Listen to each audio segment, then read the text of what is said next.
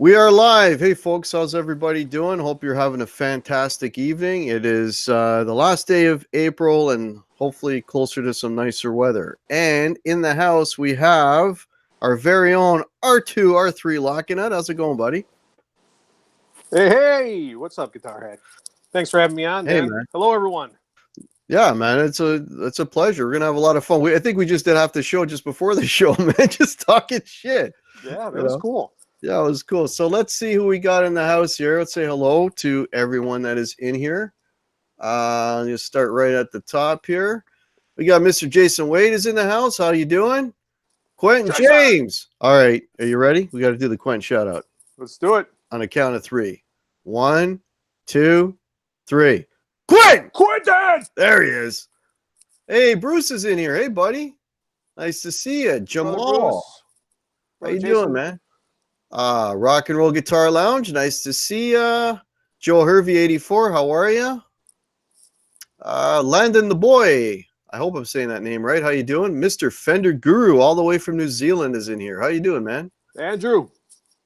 How's it going? Oh, Eric is in here. EVH and Gear TV. Hey, buddy. Eric. Nice to see ya. Awesome. Let's make sure I'm not missing anyone. And Denny Allen, welcome. Jack Clark is here. Hey, Guitar Hack and everyone, been a while. Yeah, Jack. Hope you're doing well, buddy. And I think, oh, wait a minute. Jeff Repplinger. Hey, man. Jeff. Alex Radford. Alex Radford. Okay, yeah. If I miss anybody, Face Like Flint. EJ. Hey, man. EJ. What's up, brother? Bam Ozzy is here. Welcome. Awesome, awesome. Janice Lala's here. Everybody's popping in now. Wow. Hugh Caldwell. Hey, man.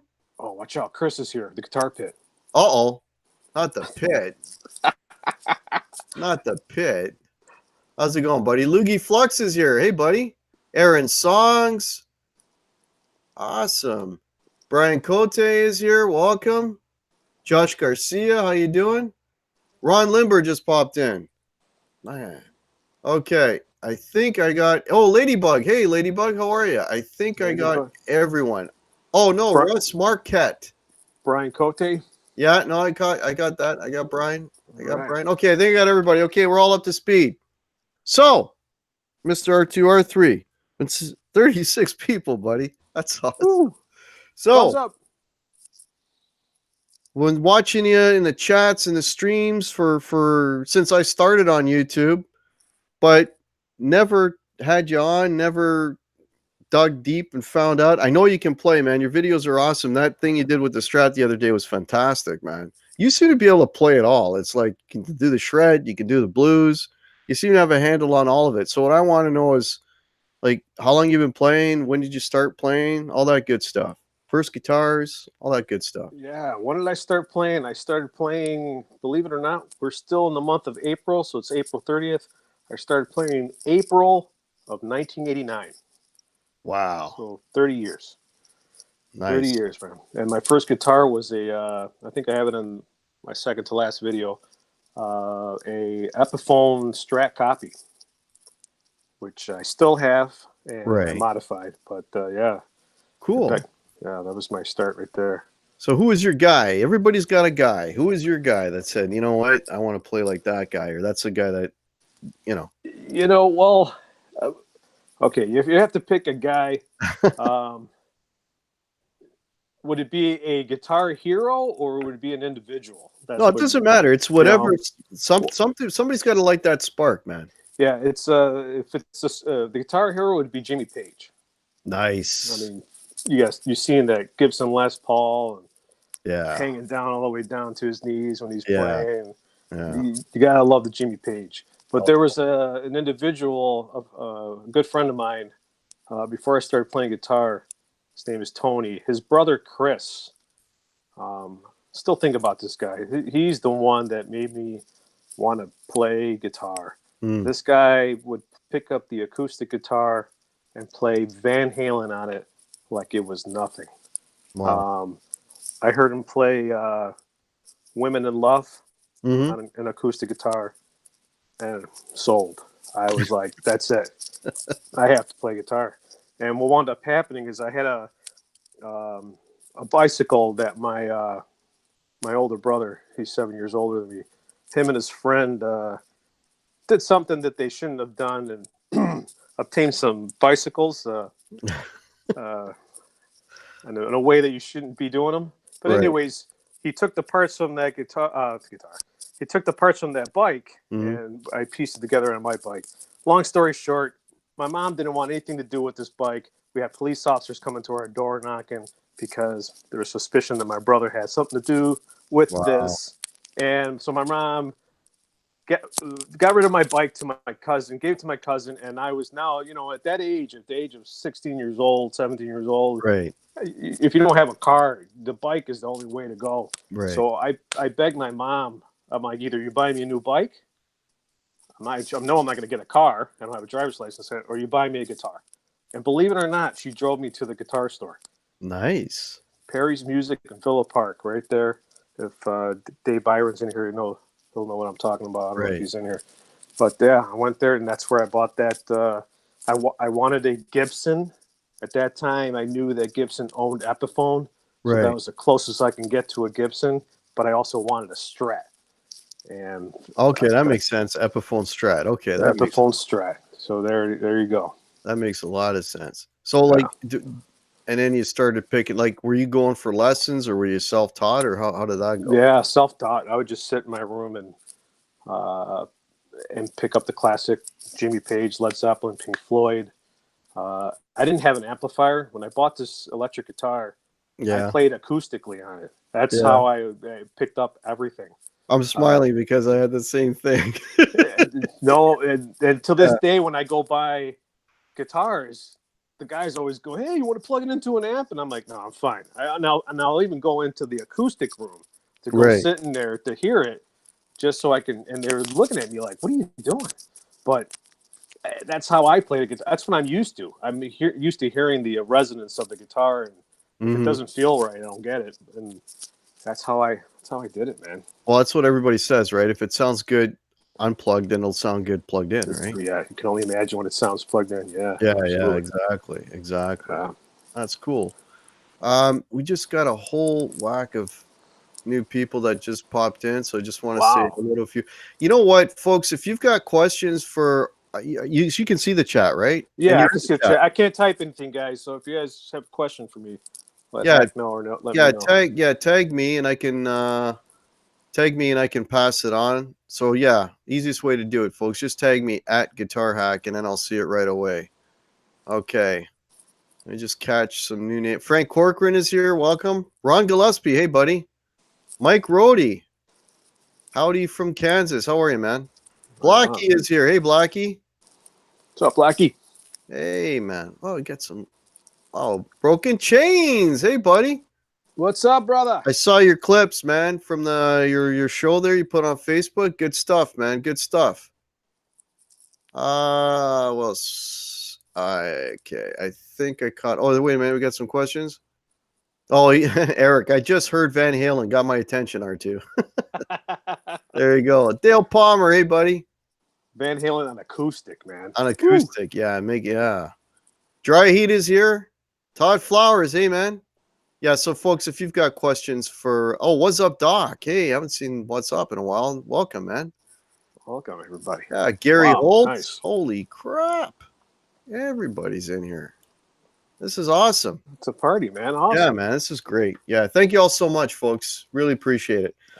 All right. Oh, Mitch Heyman just popped in. Hey, buddy. Zach. Hey, Mitch. Man, and they just keep popping up. So, Zach. So did you get into a band at an early age and like how did that when did you finally start getting into the bands? It's because I know you played live too. So when did all that? Yeah, the band thing started with my my good friend of mine, Don, bass player, who my friend the drummer Chuck, Don the bass player, my friend Jeff the guitar player. And there's another guy named Paul. We're in a band. And in high school, I can, in one hand, name how many people play guitar. I was one of them. And there was only like 3 or 4, to be honest with you. And there was only one guy that was just well known to just rip and shred, and that was that guy Paul. Mm-hmm. And so my buddy Chuck and Don created this band. They started playing, and they were doing real good in the circuit scene here in Chicago, the suburbs of Chicago, and even downtown. And they put out a cassette. For all those people who don't know what cassettes are, that's what, I think everybody in the chat is probably around our age. They'll be all right. So when you see you get your friends in high school, they have a cassette. Oh man, my God! Yes, and you're trading, and it was awesome. And anyway, so those guys were playing. I was supported the show and their shows and band, and they were playing the metal scene. There was more metal, Metallica, Exodus, Anthrax, all that. Right. The big four, if you want to call them. Yeah. And here's me playing Zeppelin, Sabbath, Floyd, going back and forth on all these different extremes. Right. What wound up happening is my bass player started. My friend Don started having some issues with these individuals, and he did the artwork.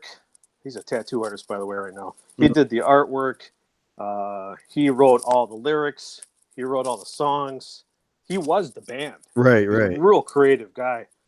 They kicked him out of his own band. Holy shit. So I called him back then. I called him the Dave Mustaine of the time, because I felt like he was in Metallica for this band in high school, and they let him go. Yeah. The same story. Yeah, it's the same story. So right. he truly said, revenge. I'm going to create a band to get back at these guys. Right. And what eventually wound up happening is the drummer who was in that band, they kicked out. So we grabbed them. They kicked out the other guitarist, but that was later. So it was just my bass player, my friend, bass player, the drummer, and I. And we had another drummer who was okay. And the only reason why we play with him because he had a practice space. And he had a PA and a practice space. Yeah, so yeah, like, PA. hey, man, Yeah, let's that guy's but his drumming skills were. That is so But familiar. we're like, hey, no, we're gonna go practice with this guy. Yeah, we wanted to play certain songs, and he was just like, hey guys, let's play some Rush, and which was nothing wrong with that. I love Rush. Oh, What these guys were so used to, my buddy Don's just like, hey, if Dave Mustaine's gonna get back at James Hetfield, he's not gonna play classic rock. He's gonna want to play something that's just boom, grab these guys by the balls. And so we slowly, with steps, we obtained our other drummer from that band. So what wound up happening is all the members from that old band that he was in, I became the new guitarist. Now this guy Paul was a shred. You guys call me the Shredmeister. This guy was the Shredmeister in high school. I couldn't play this fast at all. Right.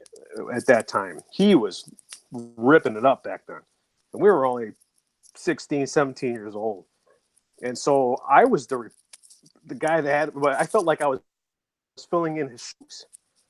And that was rough, man. But anyways, it was fun. We slowly but surely started creating a fan base.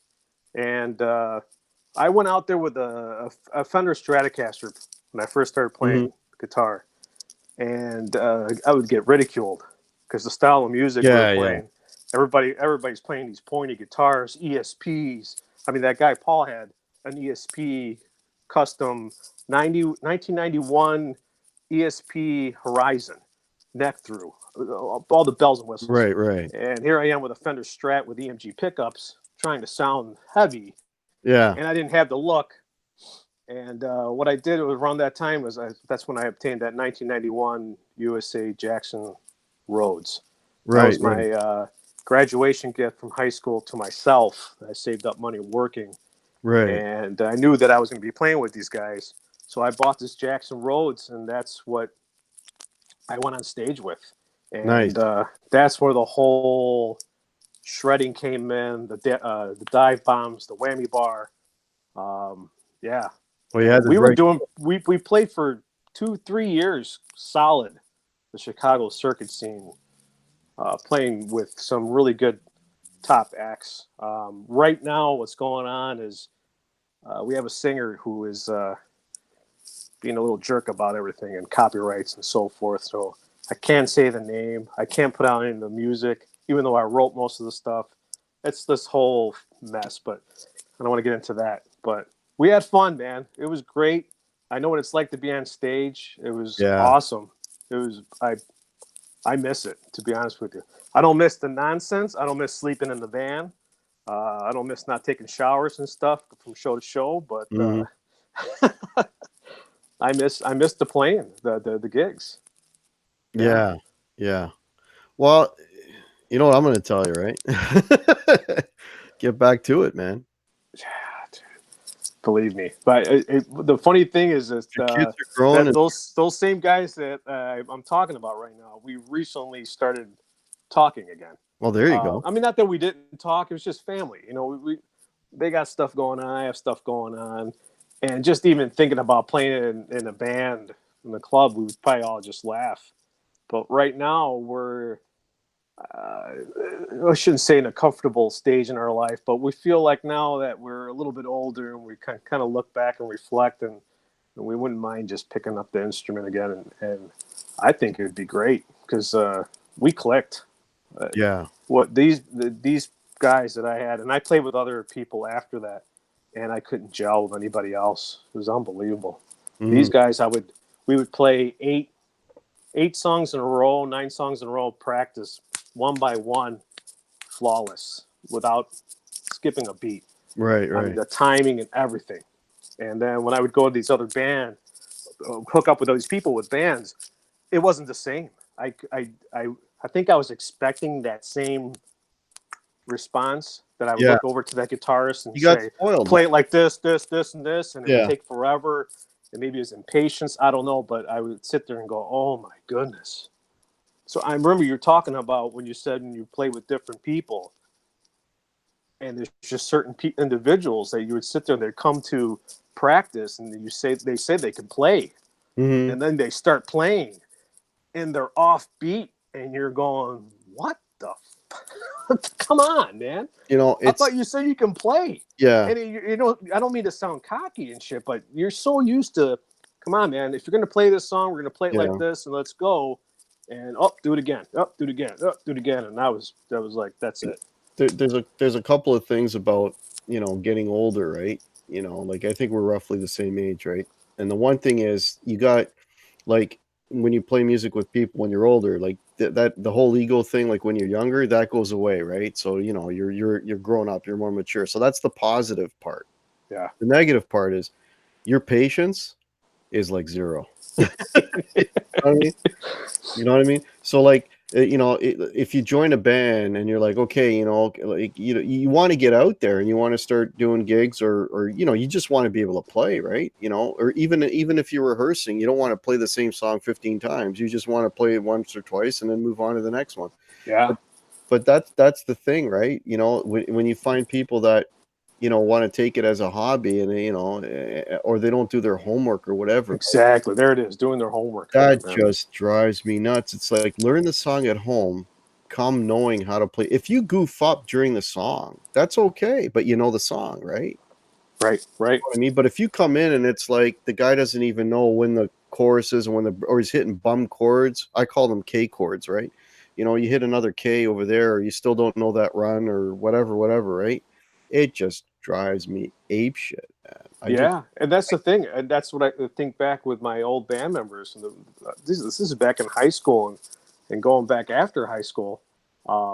If my bass player or I would play a sour note, we would look at each other and laugh and realize that we made that mistake, but we keep going.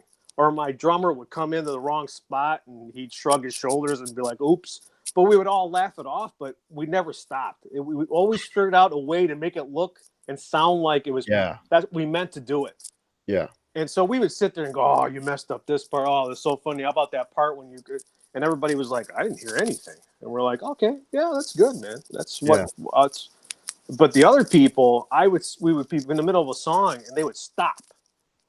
like, oh, I goofed it up. And it's like, you sit there and give them the sign, like, keep going. Just keep going. What? No, you can't. Yeah, that's rule number one. I mean, in front of a crowd, like you cannot stop. You can't throw your hands up in the air and stop, man. You know, Yeah. you can't stop. You can't turn around and give a guy a dirty look. You know what I mean? You got to be smiling. You got to be happy. You got to be into it. And just and I mean, and it happens all the time. It happened on Saturday. We're playing a song and all of a sudden, like the singer just skipped an entire verse, and next thing you know, I got to hit a solo now. Okay, because we're there now. You know what I mean? But I got fast forward to it. Yeah, it's like, well, and then at the end of the song, for we joke, and I said, "Holy shit, I think that's the fastest we've ever played that one," because we just cut out like a whole third of the song, right? But you got to make it. You got to adapt, right? But exactly. But like you said, because you played with those guys for such a long time, you guys have developed that chemistry where you know the material so well and you know each other so well that if one guy goofs up, everybody just adapts, right? You know what I mean? And you'll fall back into it, right? It's like you don't miss a beat, in other words, right? And that's the thing. My drummer and I would have, my bass player would say we'd have these facial expression sign language. Certain times when I noticed that he would mess up on a certain part, I'd always look at him and give him this look like, I just tell him, like, he would just look at me and he would know when to come in, or all right, do it one more time, or I give him this, like, number 3, do it on the 3rd, and he would get it. So most of the people were like, what are you guys doing back there? You guys are nodding at each other and giving these signals. And we're like, Chuck and I we're in sync, man. We're trying to just get everything done. And we just give each other these looks. And some of it's on tape, on videotape. My friend played it back and we're like, I would look back, instead of looking at the audience, I was looking back at him. Yeah.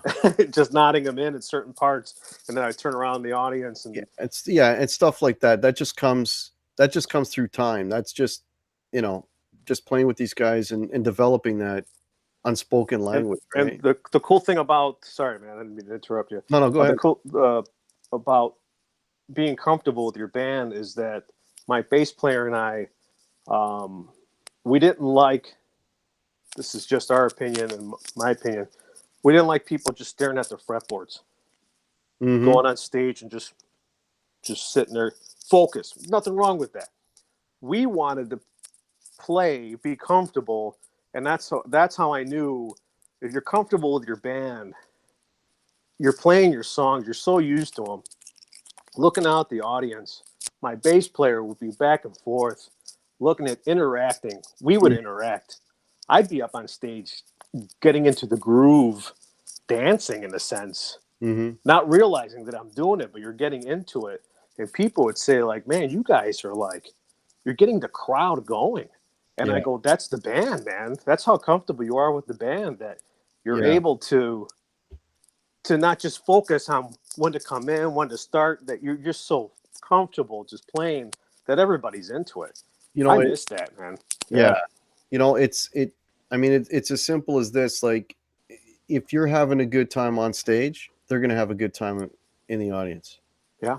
You know what I mean? Yeah. And I mean, like you were doing originals and heavy rock and whatever. I mean, I play covers and obviously and stuff like that. But, I mean, when the crowd gets up and they're into it and they're applauding between songs and they're getting up and they're dancing, and then you get that feedback, right? And all of a sudden now it's like your game gets elevated, right? Yeah. And you'll play better than you did before. Like it's what I'm getting at is it's like a give and take. It just keeps going through and through. It's like a cycle. Yeah, absolutely. Absolutely. Yeah, when we play our originals, and we would throw in at least 3 or 4 covers in there. And depending on the area in Chicago that we were playing at, we knew what type of music to play in that venue. If we knew it was more of a punk, metal, rock scene, we would play certain bands of that style. Right. If we noticed in a certain area liked more of the thrash, we would play those cover tunes. We play our music and then that. So we were always selective. Like, go, okay, we're going to play this place, and these people that go here don't like the punk scene, or they don't like the thrash scene. Yeah, So it was cool. It was real nice, and like you said, doing our homework. Yeah. I'd be the guy coming up with all the songs. We didn't have YouTube back then. It wasn't that much tablature on some of these metal bands, so a lot of it was rewinding and picking it up by ear. So there's my guitar lessons right there, just picking up everything by ear, and that's how I learned. Yeah, and that's, you know, like, I think that you learn a lot, like you train your ear and you develop a lot that way. Like, I can hear instantly when something is wrong. Yeah. You know what I mean? When something is wrong, whether it's a timing or, well, like for me, a bum note is like somebody kicking me in the nuts. Like it's that kind of reaction. It's like, what the hell was that? You know what I mean? Like, you've become so sensitive to, you know, to those Sure. things, right? And and as a result, you kind of like, so when you develop your ear, even when you're playing, like I'm sure you do this too. Like when you're playing, you're listening to everybody. Yeah. Right? You're not just listening to yourself. You're listening to the whole band, you know? And so like, and I'm adjusting to the band and kind of, you know, because the whole thing has to be like, it's got to be cohesive, right? You know, you got to play to the drum, you got to play to the bass, you got to play, you know what I mean? You know, and then you build in the dynamics in your playing so that you're not stepping on anybody's toes and all this kind of stuff, right? Yeah. And again, it's all stuff that comes just from playing with a group of people because you kind of know what they're going to do before they even do it, right? Yeah, exactly. Yeah. Well, I get 61 people here, buddy. Wow. Yeah. So. Yeah, man. I'm sorry. I'm rambling on here. No, man. I'm not even paying attention to the chat. It's all right. It's all right. I just want to say hello to a few more people. Buck Lester is here. Phil Mosley Music. Buck Lester, have you guys ever had drunks get too close trying to touch stuff with yeah. Oh yeah. All the time. Well, tell me some of your stories. Yeah, well, see, I had a Jackson USA Rhodes with a pointy body. Mm-hmm. That was very easy to get those guys off of my my. Yeah, it's a weapon. I would turn around and boom, because we would play. One time we had to play a place in Chicago where it was the.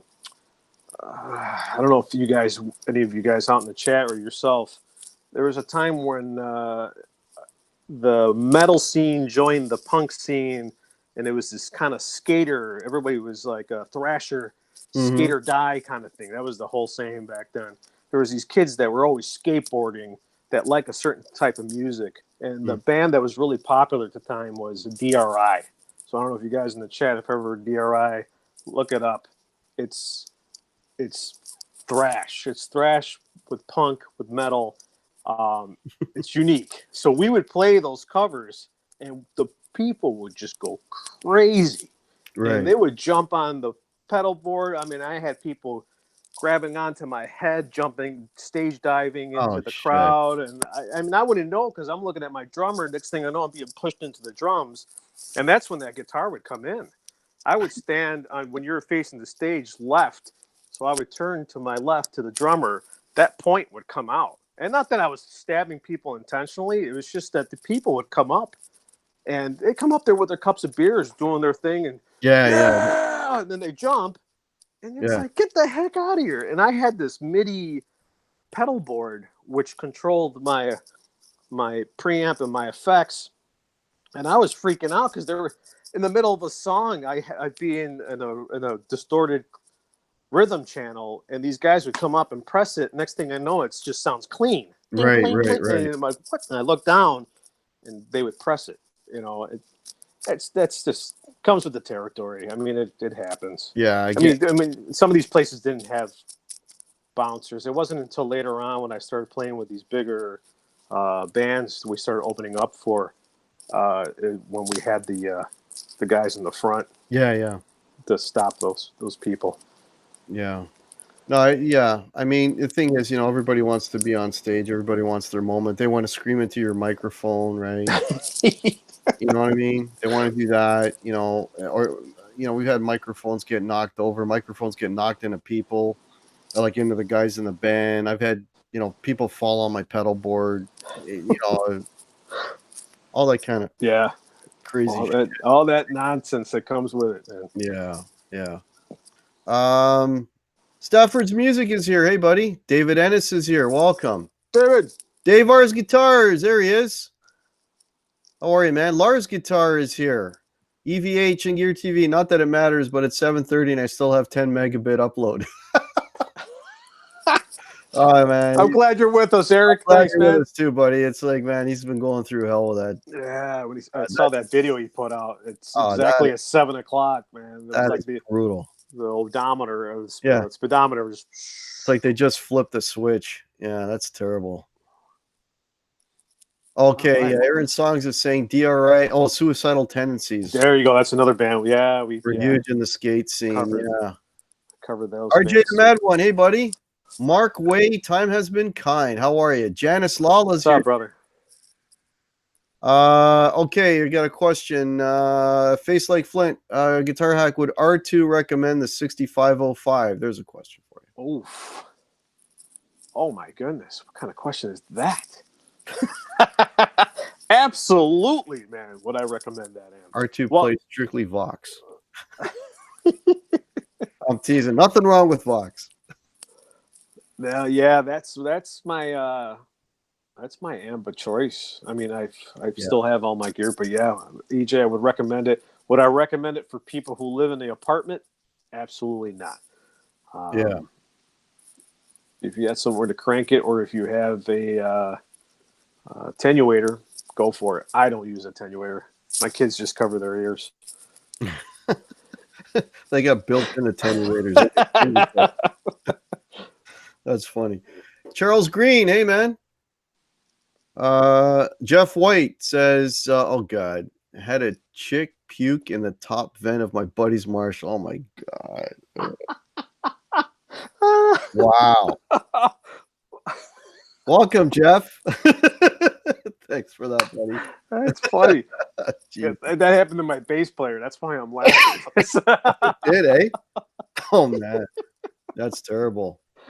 Yeah, we were unpacking. We were already done with the gig, and had the side door. We're putting out all our gear. That's when we had you still left all your.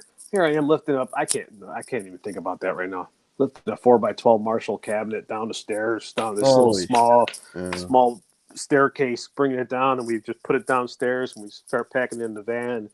And my bass player had his speaker system there, and somebody was just standing right there and just lost it, eh? Just lost it. Yeah, and he had to carry it in the van like that.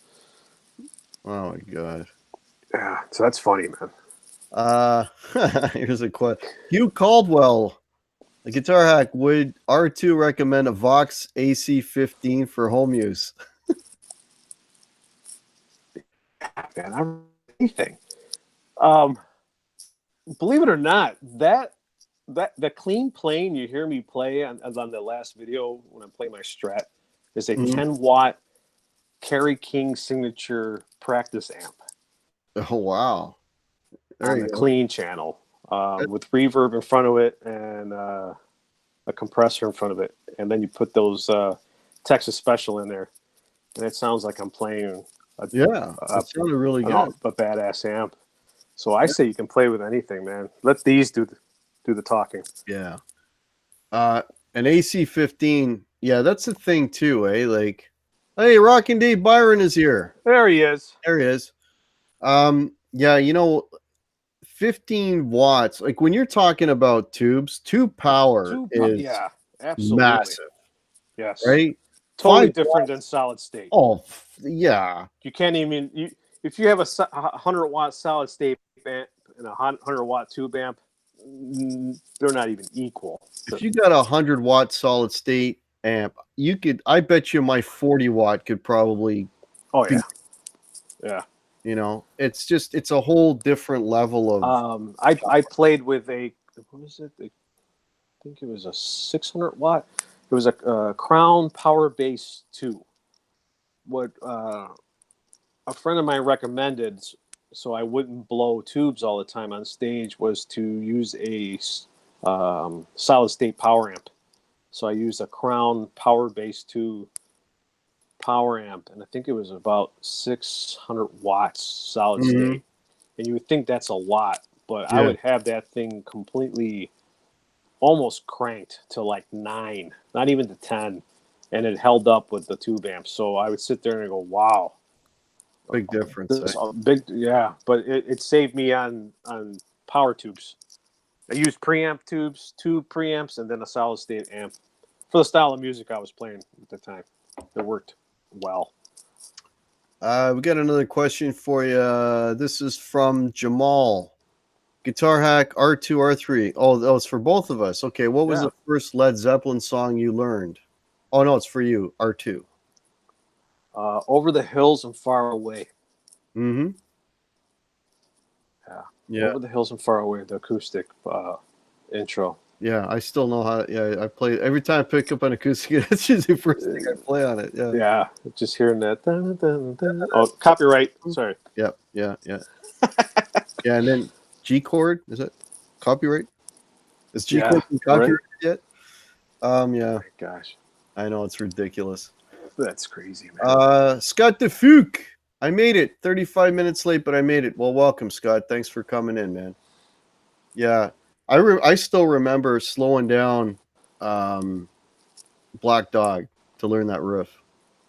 I remember slowing down the record to learn that riff. Dun, dun, dun, dun, dun, dun, dun. Like slowing it right. And then, of course, when you slow it down, you're playing it. You're in a different pitch. Exactly. And then okay, what is the original key of that? Oh, my God. Yeah, so you had to figure out the notes to it, but then move the position up when it would go back to normal speed. Yeah. And then what's worse is then it would be so hard to play, but then you don't realize that when you play it in the original position, there's opens in there. Right? Every note. Yeah, because you get what I'm saying? It's like, holy shit, man. That guy's good, man. But see, that's fun. I don't know. Back then, I found that fun. I found that fun and exciting. Figuring out songs like that, you know. I would figure out songs, and I would have the most bizarre fingering to play it. And then when I would see, like, if the guy was on, you know, like a TV show or there was a video or whatever, I just sit there and watch his hands, and I'm like, oh my God, that is way easier than what I'm doing. Yeah. And it's funny you mentioned that because I was talking to Craig Reckless about this, about learning songs and then trying to figure out different positions in the guitar that almost sound the same. Like maybe the original musician played it like this. I figured it out like this, but you can play it like this. I found that exciting, trying to figure out if you're playing a D chord here, what does it sound over here as opposed to over here in the fretboard. That was what I was doing when I was younger. I was trying to figure out different ways, easier ways of playing things. Because sometimes you would pick up this tablature. I think people know what I'm talking about. And they would tell you to play it with this kind of stretch, play from here to here to here, and play this. And I'd sit there and I go, why don't you play it like this? Yeah. You would try to figure out those notes and try to find the easiest way. Because my way of thinking is when you start writing songs, you're trying to make it easier for you to play it on stage, right? If you're going to go play a song on stage, unless you're really technical and you want to show off and do all this stuff, you'd always want to find the easiest way, shortcut. Because you'd see your guitar heroes up there playing these songs, and they looked like they were having fun. They didn't look like they were struggling. They looked like they were like had a smile on their faces, right? But you know, sometimes when you learn a song, right? And I mean, I'll give you an example because everybody knows this. Everybody knows Paranoid, right? Like that. Everybody knows. Yeah. Okay. So you can play that, you know, 7th fret on the A, play the E there, but you got to play it at the 12th fret. Man. I was just gonna say that. On the low E, right? You got to play it there, right? So for years, I played it on the 7th fret, right? On, you know, like the bar chord on the 7th fret, right? And it's like, okay, you know, it's Paranoid, right? But then I forget what it was. I was watching a video or something, and I'm watching him, and I'm like, holy shit, he's playing it at the 12th fret. And then as soon as I switched, I was like, there it is. You hear it, right? It's that little bit. You're playing the same notes, but I guess just from the, you know, the the heavier strings or whatever, it's got a lot more power, right? Yeah, You know? that's what I was talking to Craig about, the Ocean. That's the song from Oh Led yeah, Zeppelin, The Ocean. brother, yeah. There's different ways of playing it, and I told him there's another way. There's a third way of playing it, and he's Right, like, right. "What?" And I had to tell him, I go, "You're playing it like this. You learned it like this." And I go, "There's another way of playing it." And he's Where just do you like, play it? I play it on the D string, or I play it's D, right? "Yeah, see, the way I play it is I play it on." No, Um, I got to get my guitar. yeah, it's hard to explain. but I it's actually use part the low E note to play the last note. The da na na na na. also It's hard to E. yeah. The low E on the, let's see if I can see it on your fretboard. Probably on the, what is it, the ninth fret? Yeah, and I have to get a guitar, man. I got to Yeah, check that.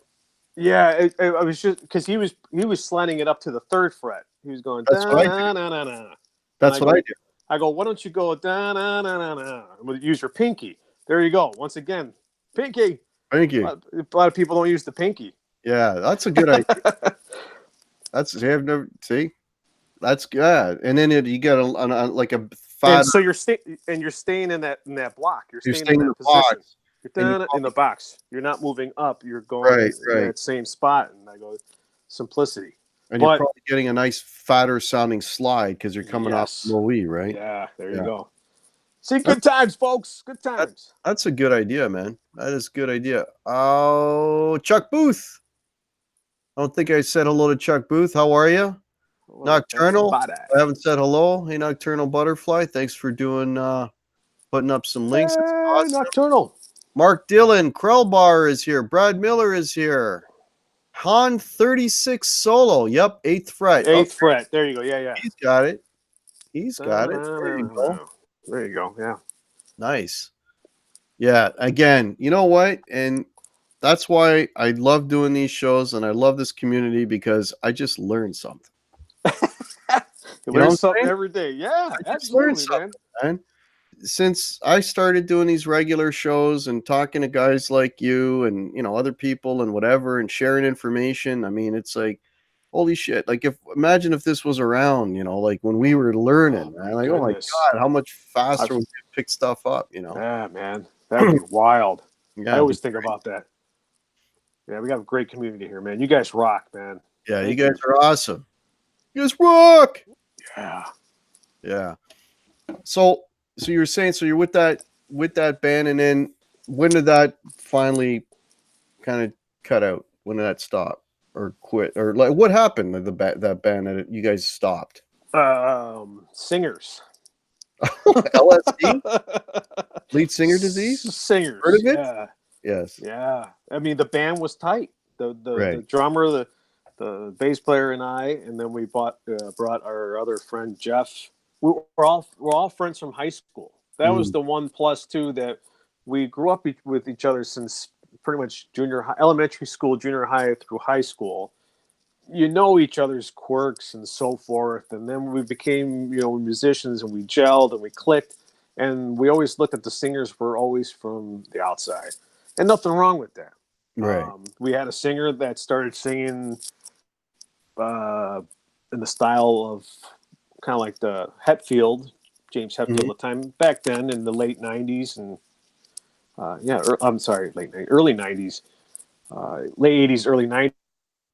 Everybody wanted like James Hetfield. Everybody wanted to have that growl, that voice. They didn't want to be death metal, but you wanted to just be heavy. And he was playing that. He was doing it well. And then I appreciate these bands now. Mr. Bungle, what's his name from? I forgot his name. Mike Patton. I don't know if you guys know him. Great singer, alternative singer and stuff. And that's when my singer said, we got to start doing this. So next thing you know, he starts putting these twists in our songs where he's no longer singing it the way he's doing it. He wants to sing like Mike Patton. And we're like, whoa, wait, hold on a second here, man. And that's when things started changing. I think what wound up happening is when we started opening up I didn't let it get to my head. I thought it was an honor to open up for some of these bands. And it was great. But some people were letting it get to their head, and almost didn't want to ride in the van with us. Just do your own thing. It started off being like when you hear these stories of, Sammy Hagar and Eddie Van Halen. He went off that stage and we went off that direction. Yeah. It's like that's when we started realizing what the heck's going on here.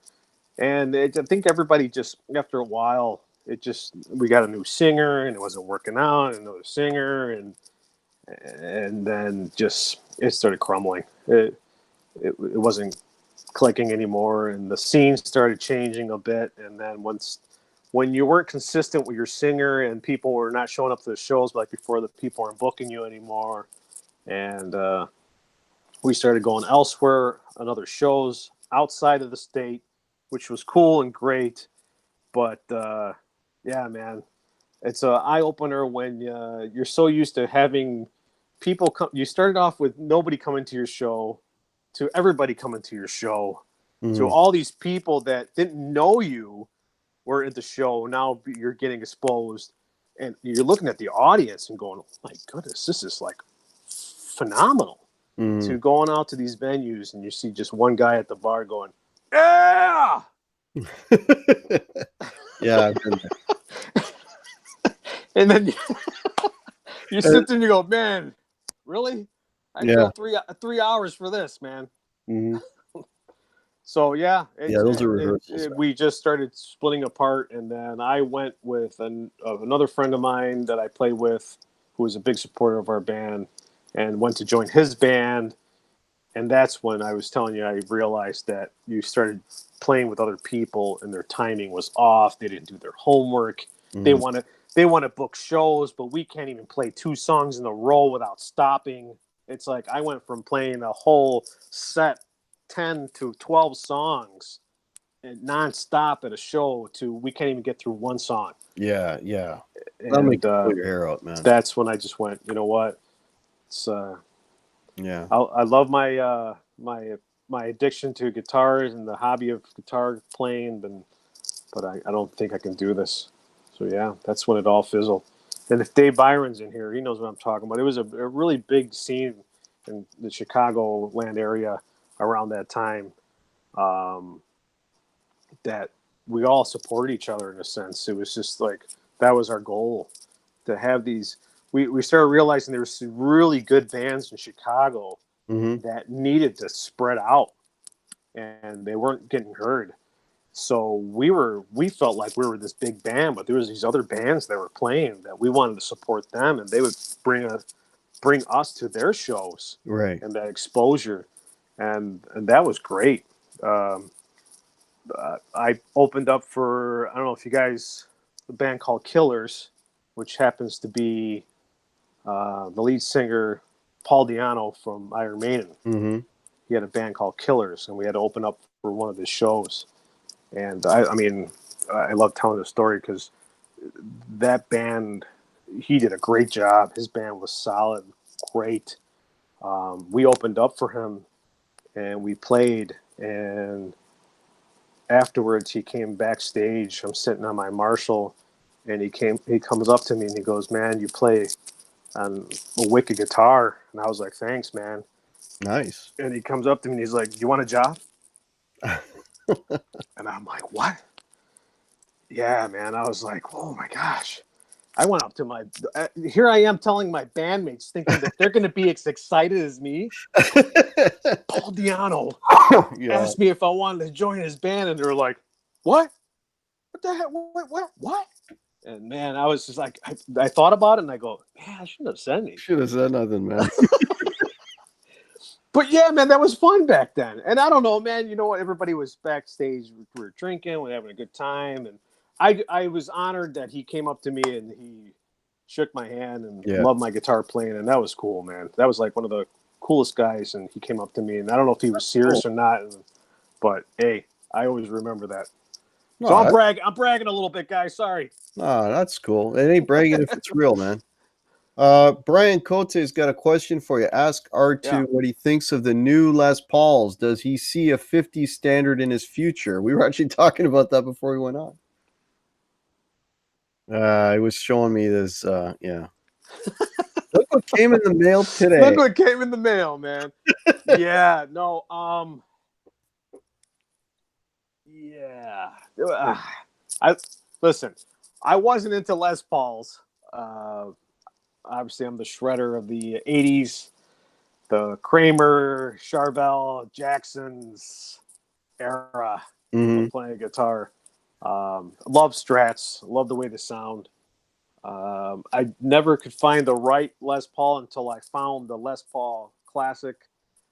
Thanks to our buddy here, Guitar Hack, when he bought that black double P90 classic Les Paul, and I right away fell in love with that thing because I went from, we were talking about this, how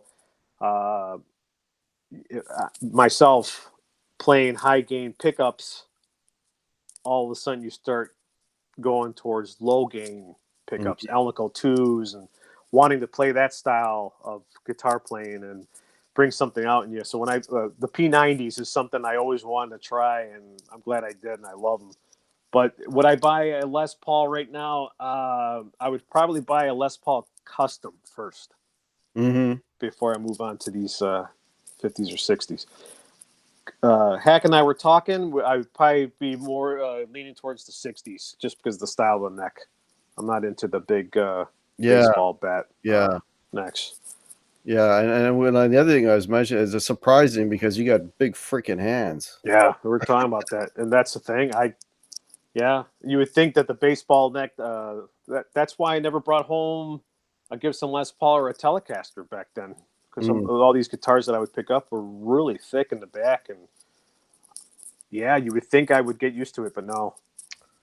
Wow, ChickNGuitars is here. Hey, Kailyn, how are you? Kailyn, hey. And Charlie S is here as well. Brian Stewart, hey man. Cool. Brian Stewart. Okay. Oh, Quentin James is saying, Guitar Hack, can you get R2 to say what the? What the? There you go. There you go. You crazy nut. Where's Sylvester, man? Yeah, where's Sylvester, man? Get Sylvester out here. Well, Hugh Caldwell is enjoying the show. Thank you so much, Hugh. Thanks for being here and listening. Oh, Stafford David's got a question for you. Guitar Hack, ask R2R3 if he ever played up in Madison, Wisconsin. No, I played. Where did I play in Wisconsin? I played some areas in Wisconsin. Yeah, I think I may have played Madison. It's been a while, man. It's a haze, man. It's a haze. You gotta remember when we would travel from Chicago to Wisconsin, it would be like an hour, 2-hour drive, and there was a couple cases of beer in the van. So when we would get there, I sometimes wouldn't remember what venue I'd played. That sounds sad, but it's true. Yeah, that's the life, man. Henrik Viking is here. Hey, Henrik, how are you? Lefty Mike, Michael B. Hey, guys.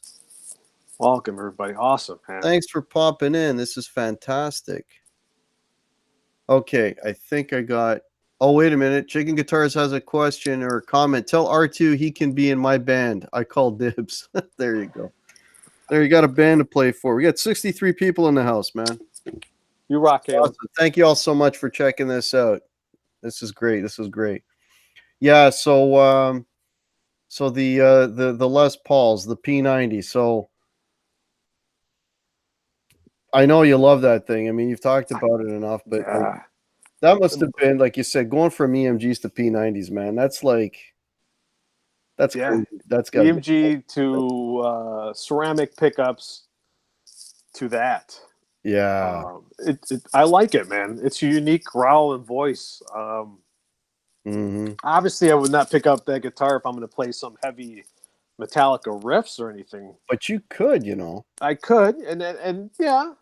You could. I've tried playing some stuff on there, but when I think of the P90s and I think of some crazy rock distortion, I think of Phil X. Phil X is just a wild... I love his personality. I love his guitar playing. Yeah, I love what he can do to P90s. Just controlling that when I want to call it noise, but it's controllable noise. The feedback and just the way those things sound. Oh, yeah. No, they're amazing. Sold. Yeah, they're amazing. You want to play AC/DC?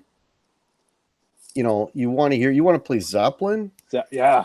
You know, you want to hear like, again, not high gain, but you want to hear like every note. You want to hear crunch, right? They're fantastic. I'm playing the P90s. That's what I play. The classic rock, AC/DC, Yeah. Zeppelin. Zeppelin. You sit there and you go, yeah, this sounds a lot better. When I played it with my EMGs, I was just like, oof. Just too much. And blocky, and now it's all nice and defined, right? Awesome. Recommended. For sure. Hugh Caldwell is saying, I'm now a certified Gibson fanboy, forever grateful as you were the reason I picked up a Les Paul. Cheers. Yes, I am responsible for Hugh Caldwell as well. And Brad Miller also bought that same guitar. Yeah, I remember that. It's Brad Miller. That's right. So there's a few people here. And I mean, how can you not resist when we had the Guitar Center and dropping the prices at that time. Okay. Where are my mods? I just saw a comment that should have got wiped. Johnny Beane is here. What's up, dudes? Johnny! Yeah. There we go. Let's see what else we got. Oh, okay. That's all right. We can welcome Joe Schmo. Yeah, that's all right. I wiped him up. Brad Miller, loving my Les Paul with P90s. They crank. There you go. So he's digging his too. And Johnny Bean, P90s are my favorites. There you go. Yeah, they're great, man. They're absolutely great. So you got a shitload of guitars. I mean, I saw your video the other day when you went through them all. Like that you got a nice, like a very nice selection. Like, you know what I mean? You got a lot of different flavors in there is what I'm going, right? Yeah, that's what I was aiming for. Brands, you're not like, you know, all Fender and all Gibson. You've got everything in there, man. Yeah. You know? So what, like, is there something missing? Is there like another piece to that puzzle that's the thing. That's the, or is I it think I'm pretty custom you're talking about? That's, yeah. It's not, now I've gone with the Gibson Les Paul with that classic. I have my shred guitars. I have my bluesy guitars. My Stratocaster that I just recently bought, that Strat, brings the Stevie Ray Vaughan tones out in me. So that's where I go with that. Yeah, but that's what I love to do, man. I love to have that variety. I mean, you'd sit there with one guitar company. That's great and all, and I respect all the guitar companies that I have, but each one is a specific tool for playing a style of music, and that's what I wanted to do. That's what brings out different stuff, right? Quinn James, my Epiphone has gold hardware. You still love me. You know, Quentin. Wait, did Quentin say Epiphone?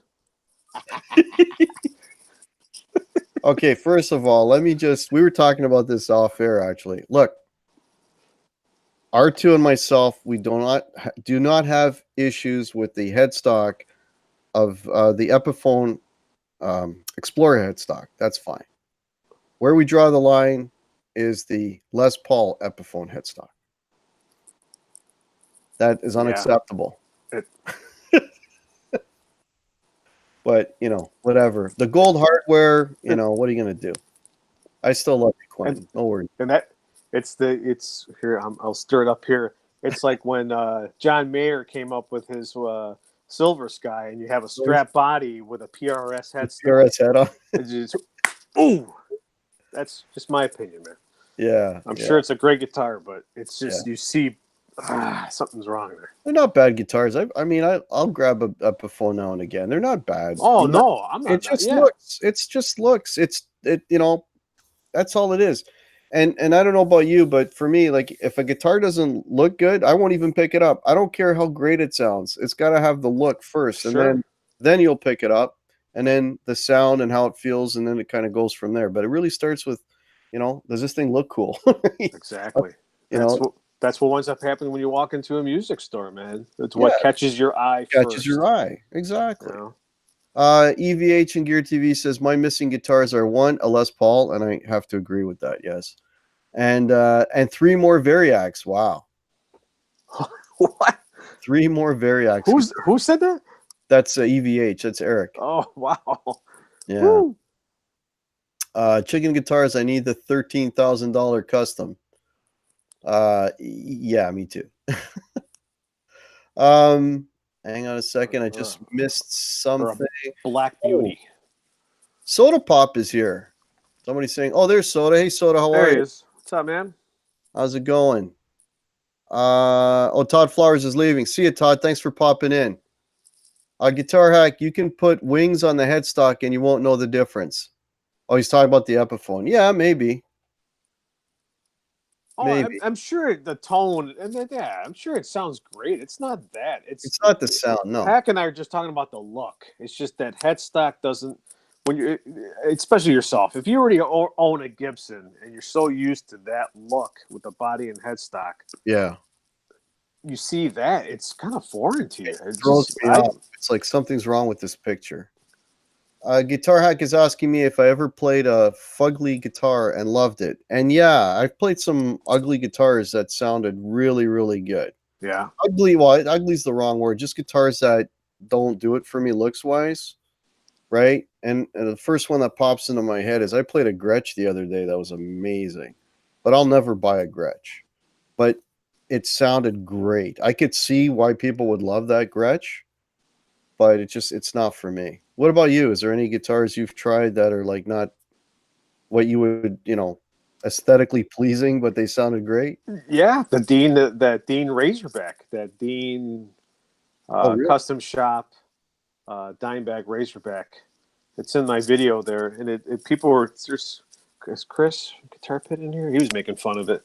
He wants more videos of it. I mean, there's some people that love it and some people that hate it, and I get it. I completely understand it. I mean, it looks like a lightning bolt just blew up. Yeah. But it sounds phenomenal, man. It looks terrible. Sounds phenomenal. EVH and Gear TV goes, you know what I find funny is some people take a photo of their Eppies and leave the headstock out of the photo on purpose. Yeah, there you go. Hey, Johnny Bean's got to go. See you, Johnny. Thanks for popping in. Thanks, Johnny. Okay, I'm gonna play. I'm gonna play an EPSG tonight after the stream just because. Laugh out loud. That's Eric again. Oh, Jason Way's got a question for you. What is your favorite tuning? E flat. There you go. E flat. Oh, Hugh Caldwell is asking, what is the most overrated guitar brand? That's a good question. Overrated. Kiesel. I can't say it because I haven't played one, so I shouldn't knock it. But I mean, Carbon was great. I guess you can say they're carbons, but I don't know. There's just been a lot of people. What I've been seeing is people buying these Kiesels and making these custom guitars there, and then they're selling them on Reverb and trying to ask for that money back. And when you can sit there and go, okay, you want me to pay you $3,000 for this Kiesel when I can go custom shop order it for less, probably with the stuff that I want. That you want, yeah. Exactly. So that's why I say that. Kiesel. I'm trying to think of. I don't know if it's like a highly rated guitar or not, but I've never played a Chapman that I like. I think Chapman. But that's not really a high-end guitar. I mean, I played some Friedmans; they've been okay. Oh, that's what I'd love to play a Friedman. I played one Friedman that was really good, and then the other ones were. I can't even say anything bad about Suhr guitars because the Suhr guitars I've played have all been really good.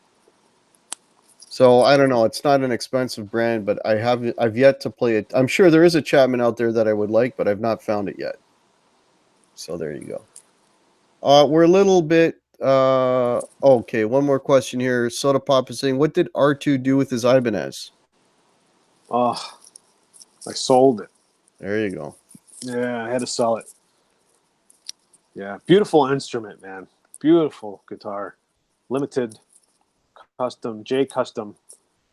Yeah, I spent a pretty penny for that, but I did get a pretty penny for it. But there you go. As long as you made some money. Yeah, it was all good. But sometimes I do miss it, and I had to put it in there because it was a part of my life at that time, and so it had to be part of the video. Yeah, yeah. And I wanted to show it because I knew it was one of those guitars that I was kind of, I was buying the metal guitars. I had the Jackson V and I had the Jackson Kelly, and then I was like, you know what, I need something to just kind of make it look so that anybody can come, like even a family member can come over. Because I show my guitars to some of my family members, my cousins or my, what my sister, my brother, and whatnot, and they just look at it and go, "Yeah, that's very nice." and you knew right away. You were kind of like, "Oh, come on, just see that you don't like this thing." I show them that Ibanez. They were like, "Ooh, nice. That looks like a piece of furniture." No, yeah. I was just like, okay, don't want to go that far, but yeah, that's what I wanted to do with that thing. Eye pleasing to a majority of people. So there's the collection. I wanted to get a whole bunch of different guitars to show off to different peoples, because everybody knows the Gibson and Fender, right? Right. People that don't play guitar. So when you show somebody a Fender Strat or a Gibson, I noticed when I pull those two guitars out, everybody's like, "Ooh, real nice." Yeah, absolutely. EVH is asking your thoughts on Kramers. There's a good question, because that's down your alley, no? Yeah, I would definitely love to get a Kramer, but like a nice vintage, 80s style Kramer. That'd be great. Even the new Kramers, they look. I've been tempted to buy the new Kramers, but the thing that stops me with that is having that Charvel Custom Shop Music Zoo exclusive.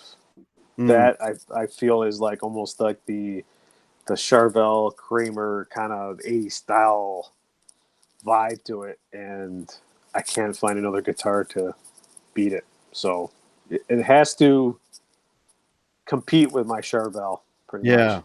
Yeah. That's the way I look at it right now. Hey, Jim Guidry, man. What's up, brother? Good to see Jim. Hey, Jim, welcome. Brian Cote is asking, ever tried the Friedman guitars R2R3? Oh, no, I'd love to.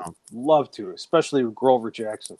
Remember, I'm a big Jackson fan. And Grover Jackson's a big pioneer in a lot of the things that were created in the early 80s. The compound radius and the neck throughs and so forth. So, yeah, he's a genius when it comes to that stuff. So I would love to purchase a Friedman before they. My fear is that Friedman is going to start getting bigger, and right now it has that Grover Jackson touch. You know that he's painting them, he's touching them, he's building them, he's doing them, and I think I want to obtain one of those before that stops. Before they start outsourcing and stuff. Exactly. Yeah. Brad Miller's asking, did I see Cheddar get an R9? He has been torturing me with photos, so yes, I have seen it. He's been emailing me pictures of his R9. Has he bought one? He did get one? I don't know if he bought one, but he has one, and he's playing it, and he's like, "This." The only person I know right now is Brian Cote. He's like, "This is the greatest thing." It's like, yes, come to the light. Come to the light. Come on, man. You like PRS? Come on. Now he's finally getting the real goods. You know what I'm saying? So he's going to sell 2 or 3 PRSs to get the R9. Yeah, well, not really. I think maybe one. Really? Yeah. Yeah, Showman. Yeah, that's true. Oh man, some of those PRSs are just stupid, man. It's just stupid prices, and you got to probably pay extra for the case too. Anyways, that's just my thing. Showman Blues is here. Hey, buddy. Todd Graff is here. Welcome. There you go, Showman. Thanks, Showman. You can come down R2 anytime and try my Freeman. Yeah. There you go. Yeah, I saw his collection. So we got a little bit over an hour. Craig Reckless just walked in. Hey, buddy. Craig! What's up, brother? How you doing? So, yeah, we just went over an hour. You want to go for another 5-10 minutes or so? Yeah, man. It's up to you. Yeah. We're good. All right. So I'm going to take I always make this speech every show, so I got to do it again. I want to thank all you guys and gals for being in the chat. You guys are amazing. as we were talking about earlier, this is a fantastic community. Let's keep it growing, folks. Let's keep it positive. Let's all, make this thing even bigger and better. I have merch that I sell.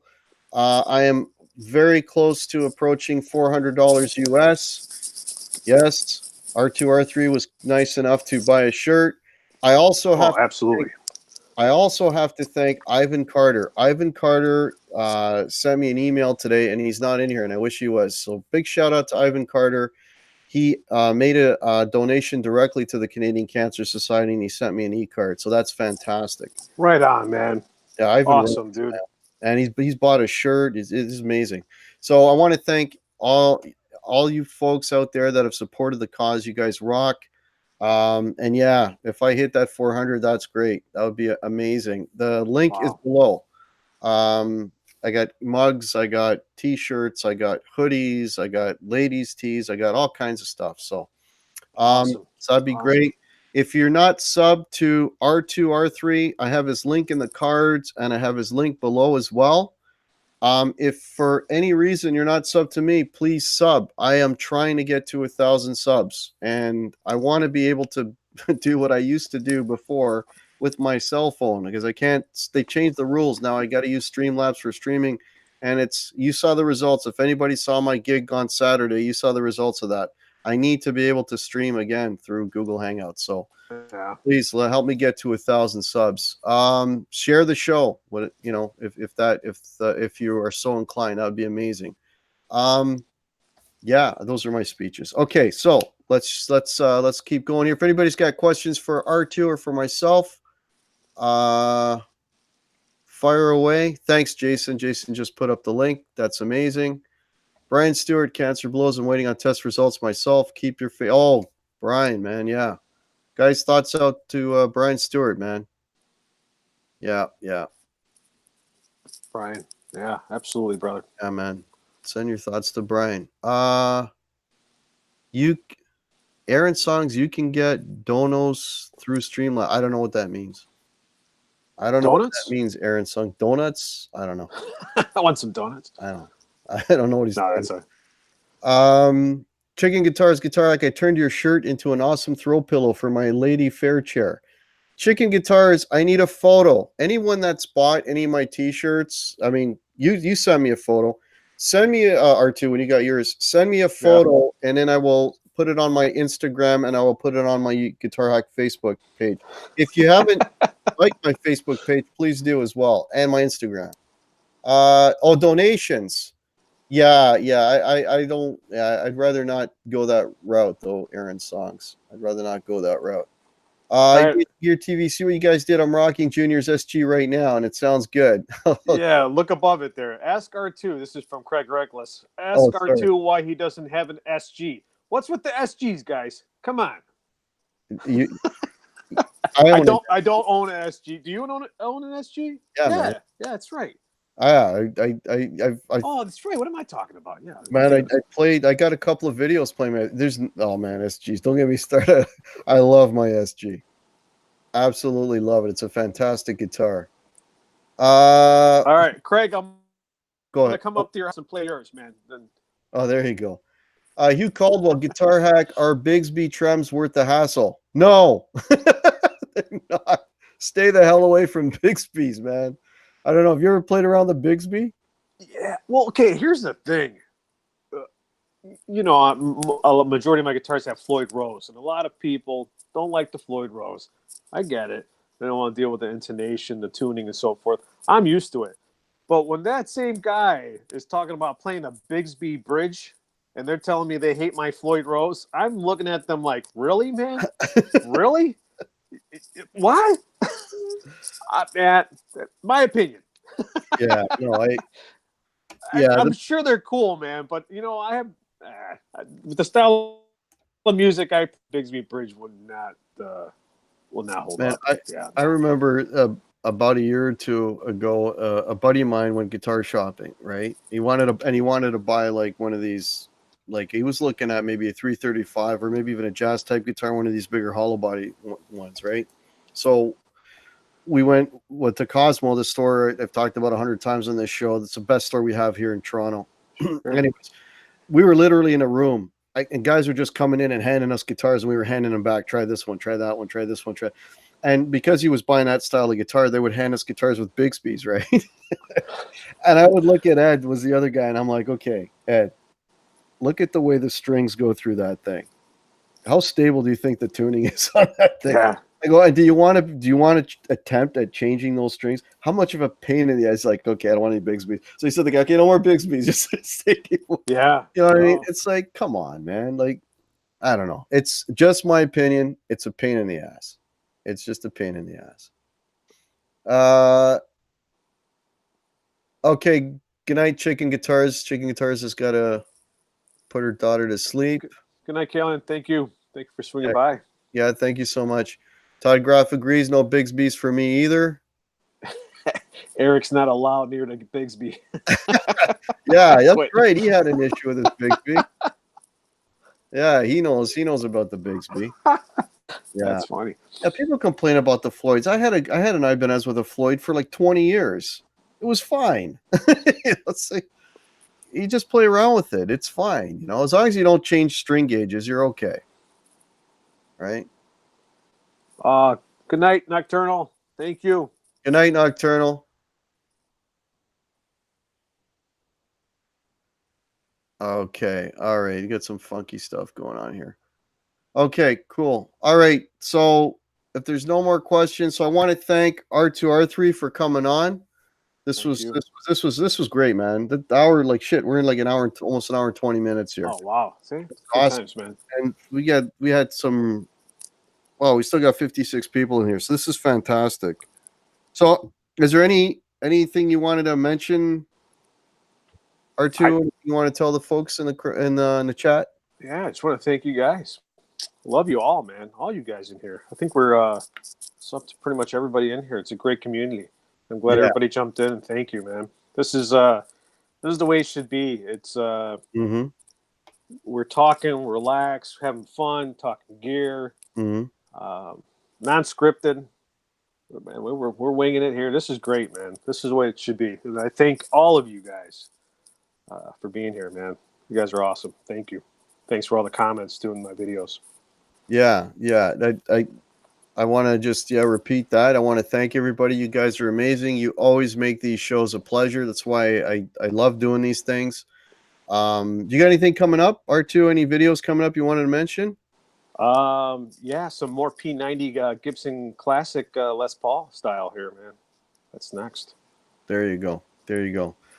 Folks, I will be on again. I'm doing my solo show at this Thursday at 8 p.m. if you want to check that out. And yeah, I'll just leave it at that for now. Next week, Tuesday, the same bat time, the same bat channel. I got to see who I have on because my memory is absolute garbage. Just bear with me. Who have I got next week?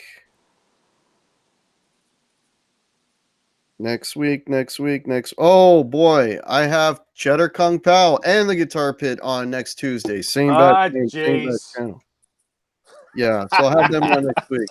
What happened? What I missed? I just said, Jace. I gotta harass those two. You know, they're funny guys.